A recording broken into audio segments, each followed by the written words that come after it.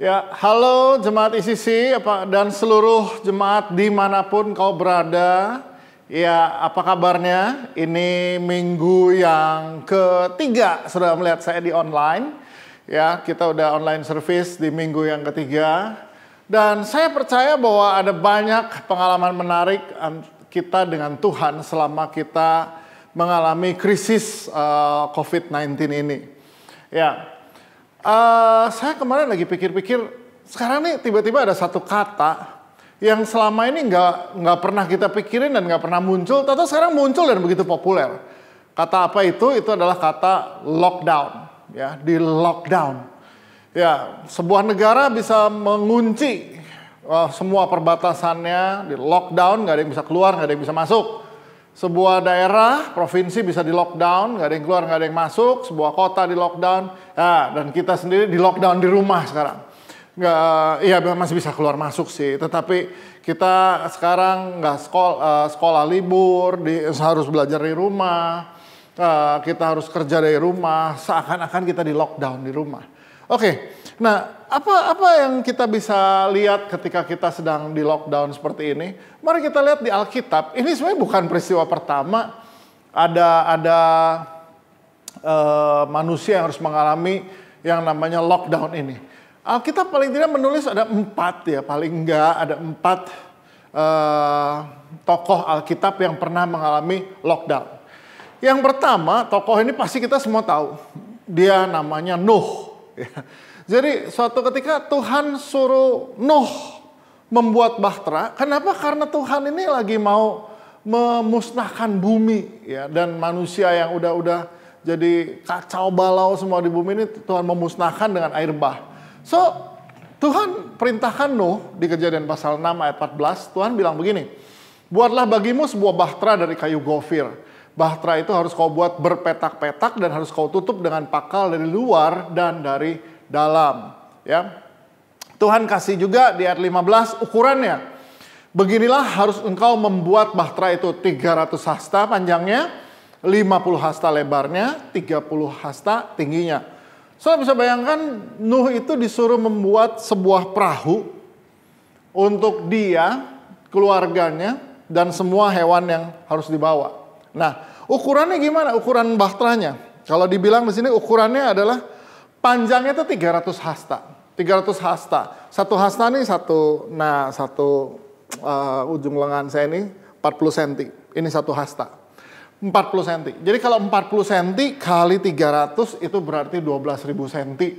Ya, itu sama dengan 120 meter. Saya bisa bayangkan 120 meter kayak apa? Itu 1,5 kali lapangan bola. Lapangan bola 1,5 kalinya 120 meter. Berarti panjang kapalnya Nuh itu 1,5 kali lapangan bola. Lebarnya berapa? Dibilang bahwa lebarnya itu harus 50 hasta. 50 kali 40, 2000 cm. Ya, 20 meter lebarnya. 20 meter. 20 meter tuh kalau bus ukuran 10 meter dijajarin 2, nah itu tuh 20 meter tuh. Ya, jadi lebarnya sebenarnya 2 bus dipanjangin gitu tuh. Nah, sudah bisa bayangkan lebar 20 meter, tingginya dibilang 30 hasta. Ya, 30 berarti 12 meter. 12 meter ya rumah 3 lantai lah ya. Sudah buat kapal di masa itu pakai kayu dan harus dibuat sama Nuh, itu berarti Nuh harus melibatkan anak-anaknya. Sudah bisa bayangkan apa yang harus dibuat oleh Nuh? Dan dia harus bikin kapalnya. Tapi apa yang saya belajar dari Nuh adalah di sini lockdownnya Nuh itu menyangkut family matter. Ya. Di ayat 18 Tuhan bilang gini, tetapi dengan engkau aku akan mengadakan perjanjianku dan engkau akan masuk ke dalam bahtera itu. Engkau bersama-sama dengan anak-anakmu dan istrimu dan istri anak-anakmu. Saya mesti bayangin gini. Berarti Nuh itu bisa meyakinkan anaknya, istrinya, dan istri anak-anaknya bahwa ini Tuhan yang suruh. Saudara bisa bayangkan nggak? Tuhan tuh cuma ngomong sama Nuh sendiri. Dan dia harus bisa meyakinkan anak, istri, dan istri anaknya bahwa ini Tuhan yang suruh. Sampai anak istrinya semua percaya bahwa iya benar Tuhan yang suruh. Dan mereka mau bantuin Nuh untuk bikin kapal yang 120 meter panjangnya, lebar 20 meter. Nah, sudah bisa bayangkan, berarti di masa ini adalah masa di mana Nuh tuh saya cuma pikir, iya ya, dia bapak yang luar biasa, dia suami yang luar biasa, dia bapak yang luar biasa, sampai dia bisa ngajar anak-anak sama menantunya bahwa ini Tuhan yang suruh sama kita. Nggak gampang loh Bapak Ibu. Saya sendiri ngalamin kadang-kadang kalau di rumah kita dari bangun tidur sampai tidur lagi ketemu istri anak. Berarti Nuh tuh tiap hari urusan sama mereka. Wah saudara, lockdown ini adalah waktu kita terbaik untuk bersama-sama keluarga kita. Dan mengajar mereka, lihat betapa ajaib Tuhan dalam hidup kita. Betapa Tuhan yang kita sembah ini yang harus kita percaya. Saudara, waktu mereka mulai bangun, kebayang tetangganya ngomong apa? Tetangga bilang apa? Ngapain bikin kapal di gunung. Terus Nuh bilang nanti ada air bah. Aduh, tetangga kan bilang kamu nih benar-benar mimpi di siang bolong. Saudara, apa sih istimewa dari satu pribadi yang namanya Nuh ini? Dibilang di ayat yang ke-22 ya. Lalu Nuh melakukan semuanya itu tepat seperti yang diperintahkan Allah kepadanya. Tepat seperti yang diperintahkan Allah kepadanya. Demikianlah dilakukannya. Enggak satu senti pun dia kurangi apa yang Tuhan suruh. Binatang yang suruh dibawa ada yang 7 pasang, ada yang 1 pasang. Itu nggak kurang sedikit pun. Berarti itu kan gajah, kuda Nil masuk semua. No wonder 120 meter lebarnya. Panjangnya dan lebarnya 20 meter. Saudara, apa yang hebat dari Nuh? Yang hebat dari Nuh adalah Nuh lebih percaya Tuhan daripada manusia. Hari ini ada banyak orang udah hilang pengharapan. Kenapa? Sosial media lebih hebat daripada firman Tuhan akhirnya. Kita nih baca firmannya jarang-jarang. Tapi sosial media nggak pernah lewat kita baca tiap hari. Nggak pernah lewat kita bacain. Hari ini yang terpapar berapa, yang udah sakit berapa, yang mati berapa. Saudara, makin ciut. Saya pendeta. Berapa banyak pendeta juga yang kena COVID-19. Artinya kita nih udah benar-benar nggak tahu hidup kita nih mesti gimana. Ya.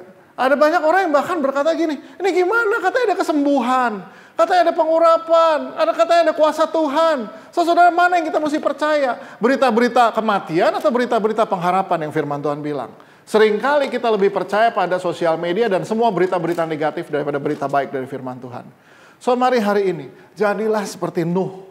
Yang di tengah-tengah lockdownnya, dia lebih percaya sama Tuhan. Bahkan ketika 40 hari, 40 malam hujan turun, banjir, Nuh tetap percaya bahwa ini akan surut dan one day dia akan lihat janji Tuhan. Dan itu terbukti, betul semuanya surut. Saya percaya COVID-19 ini, krisis ini akan berlalu. Ada amin gak saudara? Karena firman Tuhan bilang di Yeremia 29, rancanganku bukan rancangan kecelakaan. Jadi saya percaya banget. Saudara, waktu lockdown ini dimana kayak Nuh gak bisa apa-apa di kapal. 40 hari 40 malam gak bisa apa-apa. Dia cuma sama istri sama anak-anak. Ada banyak hal yang bisa dibuat. Ya, ada banyak hal yang bisa dibuat. Saya kadang-kadang di hari-hari biasa makan cuma sama istri. Ya. Tapi hari ini bisa ada anak-anak semua. Ada banyak hal bisa dibuat. Istri saya bisa ngurus kebun dan ajak anak yang kecil. Kalau enggak kan gadget semua itu anak-anak. Tapi justru kita bisa punya banyak hal yang kita nggak bisa buat kalau kita nggak di lockdown. Saya punya banyak waktu untuk jalan sama istri dan ngobrol sama dia pagi-pagi. Ya sambil beli roti, sambil apa, kita masih bisa jalan. Kita punya waktu. Saudara, jadi intinya adalah begini. Nuh, dia nggak jadi putus asa dengan semua suara orang sekampung, orang apa yang bilang, lu gila Nuh, udah nggak waras kamu. Tapi dia bisa bilang sama istri anak, enggak, ini Tuhan yang suruh. Dan istri anak percaya sama dia. Dan semua hewan, saudara bisa bayangin ngegiring hewan-hewan itu semua masuk ke kapal. Itu bukan pekerjaan mudah kalau bukan istri, anak, menantu, semua ngebantuin Nuhnya dan kerja bersama-sama. So, itulah Nuh. Artinya lockdown buat dia adalah moment of trust. Dia lebih percaya sama Tuhan daripada sama semua sosial medianya. Daripada semua orang kampungnya dia lebih percaya sama Tuhan yang bicara sama dia. Siapa yang sudah percaya hari ini? Sudah lebih percaya Tuhan dan firman-Nya atau sudah lebih percaya sosial media? Yang akan selalu membuat engkau hidup dalam ketakutan, tekanan, dan akhirnya kita jadi psikosomatis. Karena kebanyakan baca berita semua COVID-19. Terus tiba-tiba langsung gatal. Aduh, batuk ini saya. Aduh. Wah, kena nih. Saudara-saudara, kita nih akhirnya jadi psikosomatis. Ya. So, mari belajar dari Nuh. Dia lebih percaya Tuhan daripada semua yang ada di sekitarnya. Oke, siapa tokoh kedua yang mengalami lockdown? Ya. Dia Nabi Elia. Bahkan 2 kali Elia mengalami dia harus bersembunyi dan sendirian. Dia sendiri di situ dan Tuhan sendiri yang berurusan sama dia. Di 1 Raja-Raja 17 ada sebuah momen ya ketika kekeringan melanda seluruh tanah Israel. Di ayat yang kedua dibilang, kemudian datanglah firman Tuhan padanya. Di ayat yang ketiga, pergilah dari sini, berjalan ke timur, bersembunyilah di tepi sungai Kerit di sebelah timur sungai Yordan. Ya, di ayat 4, engkau dapat minum dari sungai itu dan burung-burung gagak telah kuperintahkan untuk memberi engkau makan di sana. Lalu ia pergi dan ia melakukan seperti firman Tuhan. Ia pergi dan diam di tepi sungai Kerit di sebelah timur sungai Yordan. Oke, sampai sini. Sudah tahu, ketika Elia mesti bersembunyi di tepi sungai Kerit, gimana dia cari makan? Sama. Semua isu lockdown adalah gimana kita cari makan. Kerja enggak, toko sepi, bisnis macet. Udah jangan tanya lah sekarang berapa US dollar terhadap rupiah. Wah, ini lebih parah dari krisis 98 dan sebagainya. Semua pengharapan kita akan kehidupan tiba-tiba runtuh seketika. Besok makan apa? Besok bayar uang sekolah pakai apa? Aduh, saudara, Elia pernah ngalamin masa itu. Ketika dia harus berada di pengasingannya, dia diasingkan dulu sama Tuhan, di persembunyian di tepi sungai Kerit. Tuhan bilang apa? Saya suruh burung gagak kasih makan kamu. Tahu gak saudara? Burung gagak tuh burung yang suka ngambilin makanan orang. Burung gagak itu burung yang hidup dari nyamber punya orang. Kesimpulannya, Tuhan suruh maling sekalipun ngasih makan kita, bisa. Tuhan suruh, kalau bahkan bukan orang yang harusnya kasih kita makan, itu kasih kita makan, itu bisa. Jadi percayalah, lockdown ini juga adalah moment of provision. Tuhan bisa kasih penyediaannya yang ajaib. Sekalipun burung gagak nggak tahu muncul dari mana, makan kita. Kita masih makan. Sudah bisa bayangkan, makannya juga bukan makan dalam konteks makan diet atau makan puasa. Enggak. Di ayat 6 dibilang pada waktu pagi dan pada petang, burung-burung gagak, jadi nggak satu burung. Burung-burung gagak membawa roti dan daging kepadanya. Dan ia minum dari sungai itu. Lihat. Kalau Tuhan nyediain ya. Kalau Tuhan nyediain. Ada roti, ada daging. Roti sama daging, kebayangnya apa? Sandwich. Ada hamburger yang Tuhan kasih. Tuhan nggak dibilang di sini bahwa burung gagak tuh membawa nasi basi sama Elia. Enggak. Dia bawa roti dan daging. Every day. Kapan? Pagi, sore, pagi, sore, pagi, sore. Kalau Tuhan mau nyediain, dia sediakan in proper way. Jadi pagi, sore. Terus apa? Roti, daging. Jadi nggak. Dia nggak bawain makanan sisa. Dia nggak bawain makanan basi. Burung gagak bawa makanan yang membuat Elia hidup dan berkecukupan. Wow, percaya nggak bahwa di masa lockdown ini akan ada pemeliharaan Tuhan yang ajaib. This is moment of provision. Wow, itu baru sungai Kerit. Yang kedua kalinya Elia harus mengalami lockdown lagi. Waktu dia habis mengalahkan Nabi Baal. Dia kalahkan Nabi Baal, 400 Nabi Baal disembelih di sungai Kison. Marahlah Ratu Isabel. Ini orang mesti dibunuh seperti dia bunuh Nabi Baal ini. Jadi akhirnya Elia kabur. Dia kabur ke padang gurun. Dia kecapean, dia berbaring dan dibilang di 1 Raja-Raja 19 sesudah itu ia berbaring dan tidur di bawah pohon arar itu. Tetapi tiba-tiba seorang malaikat menyentuh dia serta berkata kepadanya, bangunlah, makanlah. Capek, udah nggak tahu. Ini udah keluar berarti dibunuh. Kita kan kayak banyak yang kayak gitu kan. Rasanya kalau keluar rumah kayak bakal mati nih. Ada yang sampai belanja udah pakai alat pelindung diri lengkap. Ke pasar aja udah pakai alat pelindung diri karena kalau keluar mati kita. Ya. Tapi coba lihat Tuhan ya. Kirim malaikat bangunin Elia. Dan dibilang begini, ketika dia bangun, di ayat 6 dibilang bahwa ketika ia melihat sekitarnya, maka dibilang begini. Ya, bahwa dia lihat sekitarnya, di sebelah kepalanya ada roti bakar dan sebuah kendi berisi air. Lalu ia makan dan minum, kemudian berbaring pula. Persis kita kan, makan, minum, berbaring. Makan, minum, berbaring. Persis kita di lockdown. Elia ternyata punya kehidupan sama makan, minum, berbaring lagi. Dan lihat, Tuhan sekali lagi, kasih makan bukan roti. Roti bakar. Roti bakar, siapa suka roti bakar? Saya suka. Ya, saudara lihat, Firman pernah mencatat ini. Ada moment of provision. Ketika kita udah nggak bisa buat apa-apa, ketika kita rasa udah nggak bisa ngarepin siapa-siapa, bisnis nggak bisa diharapin, ekonomi nggak bisa diharapkan, Tuhan masih bisa diharapkan. Ada firman Tuhan yang mesti kita lebih percaya daripada semua berita-berita di media sosial hari ini.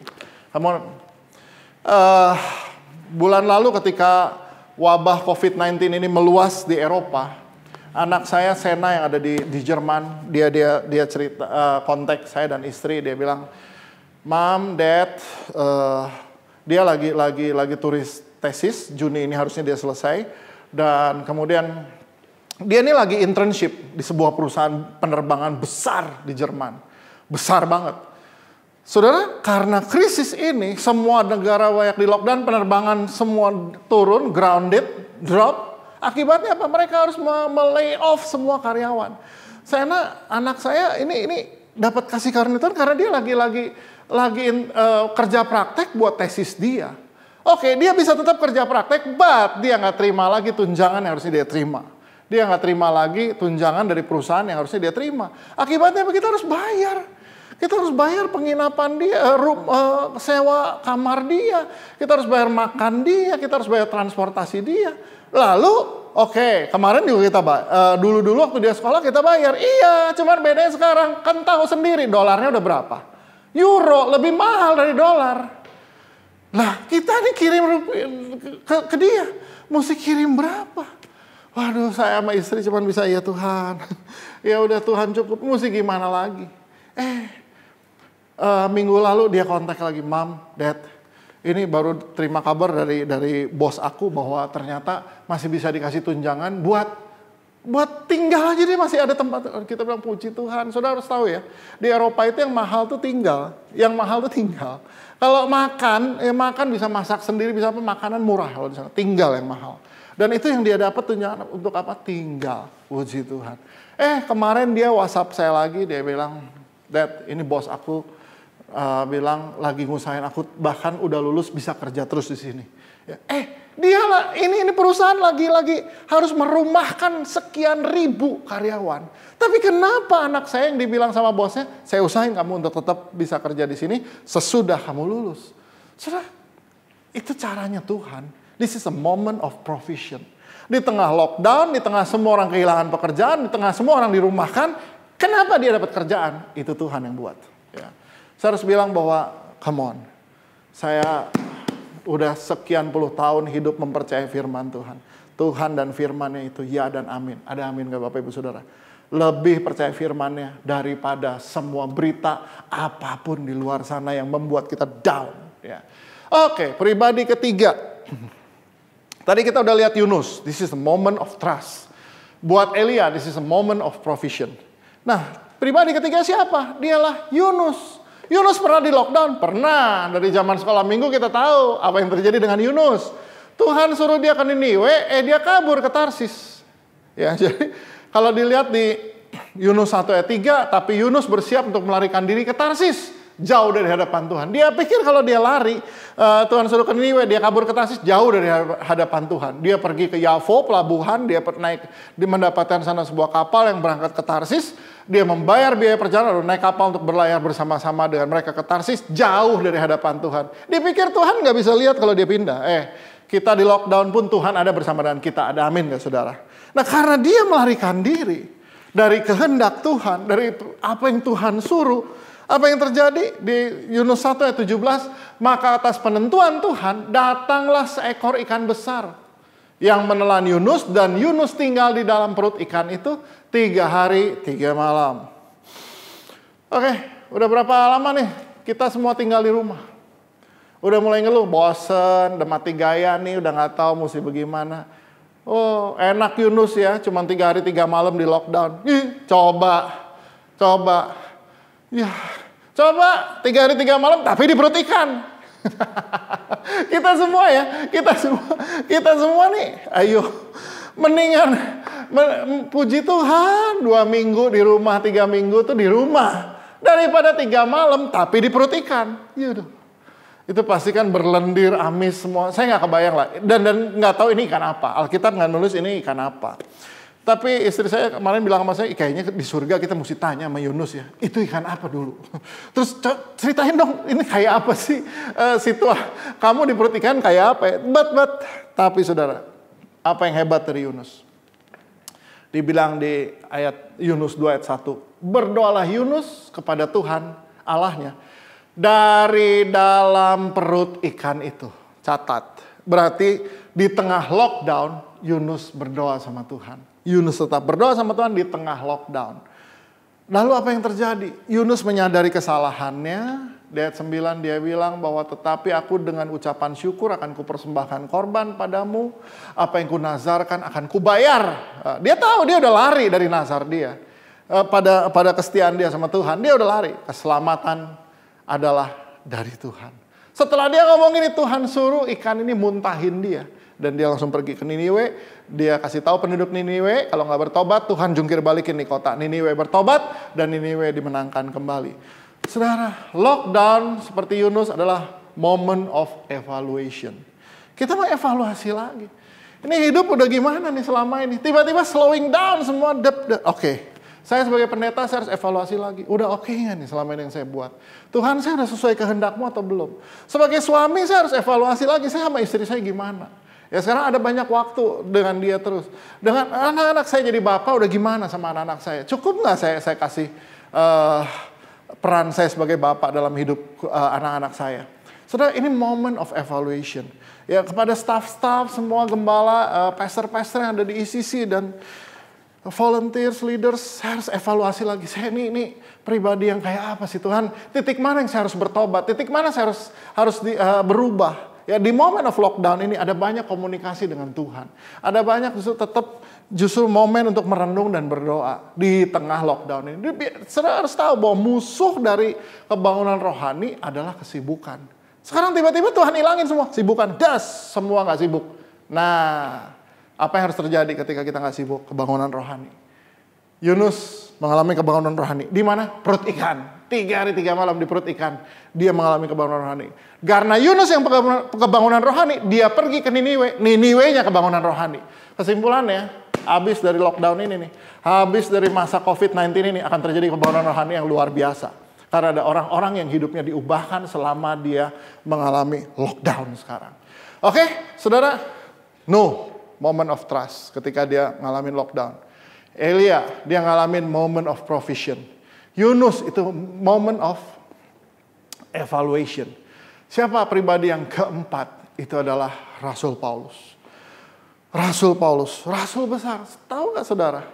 Alkitab Perjanjian Baru itu terdiri dari berapa banyak surat yang ditulis oleh Rasul Paulus. Dan luar biasanya surat yang ditulis oleh Rasul Paulus ini dia tulis ketika dia di penjara. Lockdown again. Efesus 3 ayat 1, itulah sebabnya aku ini Paulus, orang yang dipenjarakan karena Kristus Yesus. Untuk kamu orang-orang yang tidak mengenal Allah. Kenapa Paulus dipenjara? Karena dia itu memberitakan Injil kepada orang-orang yang tidak mengenal Allah. Dan pemerintah Romawi gak suka akan ini. Tangkap dia karena jadi banyak orang yang menyembah Yesus dan meninggalkan dewa-dewa Romawi. Jadi Paulus dipenjara. Tapi penjara itu tidak membuat dia berhenti memberitakan Injil. Dia tulis lebih banyak lagi surat justru ketika dia dipenjara. Bahkan kalau kita baca Efesus 6 ayat 20. Yang kulayani sebagai utusan yang dipenjarakan.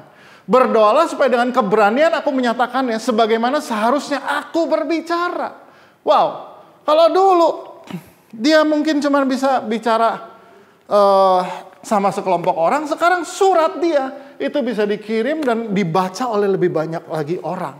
Dan akhirnya lebih banyak lagi orang yang akan mendengar berita keselamatan hanya ada di dalam Yesus. Saudara, apa yang terjadi? Bahkan Paulus bilang begini, berdoalah supaya dengan keberanian aku menyatakannya.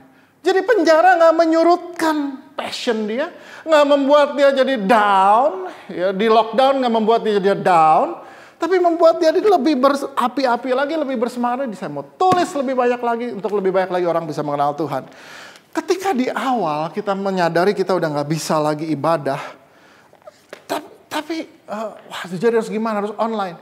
Di sini benar-benar Roh Kudus bilang, hey, tahu nggak kamu bahwa, aduh saya kebayangnya, ayo gimana ya, mungkin nggak ya jemaat dibawa online? Bisa nggak ya? Nanti malah hilang nih orang-orang. Enggak. Roh Kudus dengan jelas bilang sama saya justru akan membuat ini menjadi lebih besar daripada sebelumnya. Tahu nggak saudara? Kalau dulu saya khotbah, mungkin yang dengar setiap minggu cuman 2.000. Tapi saya percaya dengan online ini, lebih banyak lagi jiwa-jiwa boleh mendengar bahwa ada pengharapan di dalam Yesus Kristus Tuhan. Ya, kalau dulu yang dengar youth mungkin cuma 1.000. Tapi saya percaya hari ini lebih daripada 1.000 anak-anak muda boleh dengar. Hari ini lebih dari 3.000 orang setiap minggu akan mendengarnya. Kenapa? Karena online, ya, online. Dan mulai minggu kemarin semua online service kita udah ada terjemahannya. Supaya apa? Orang dari negara manapun dia yang ngerti bahasa Inggris, mereka ikutin online kita, mereka akan ngerti isinya apa. Saudara, this is the moment of productivity. Ketika di lockdown, jangan jadi, ya udah deh, down juga deh. Enggak. Kita justru pastor and staff di ICC, ini yang saya luar biasa. Saya bersyukur berada di gereja bersama para pemimpin yang luar biasa seperti ICC ini. Pastor, staff, full time, part time, semua itu. Bahkan sekarang ini kita nggak punya jam kerja. Jam berapa ya dibilang, kita meeting. Langsung semua kumpul di, kita pakai satu program yang namanya Zoom, langsung kumpul. Set. Dulu kalau meeting cuma bisa 10, 12, berapa puluh orang, sekarang sama yang luar negeri ikut sekalian. Kenapa? Karena inilah the beauty of online. Saya mulai bisa melihat keindahan dari online. Wah, bahkan saya mulai dengar laporan dari zone leader yang berkata, ada orang-orang yang dulu biasanya nggak bisa home cell, sekarang karena online jadi pada nongol semua di layar.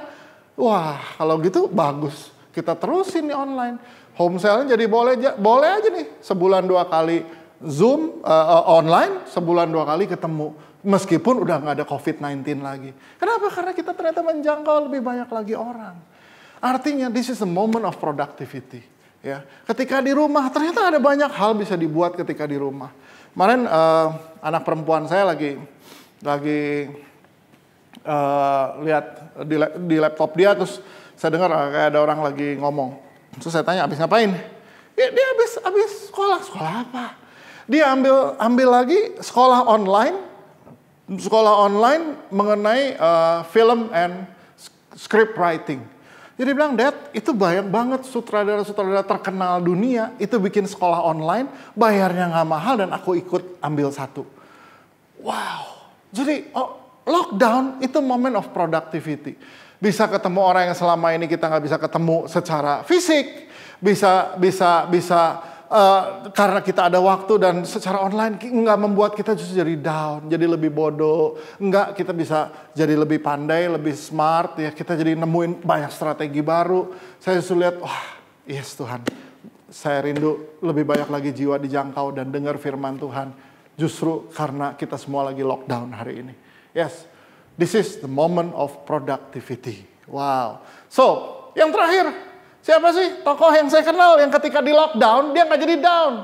Siapa? Tak lain tak bukan, dia adalah mentor saya, dia pastor saya. Dia juga menjadi sosok bapak rohani buat saya. Dia adalah Pastor Kong Hee dari City Harvest Church Singapura. Kita semua tahu dia pernah ngalamin kasus beberapa tahun yang lalu. Dan karena case ini dia sampai harus masuk tahanan. 2,5 tahun dia ditahan.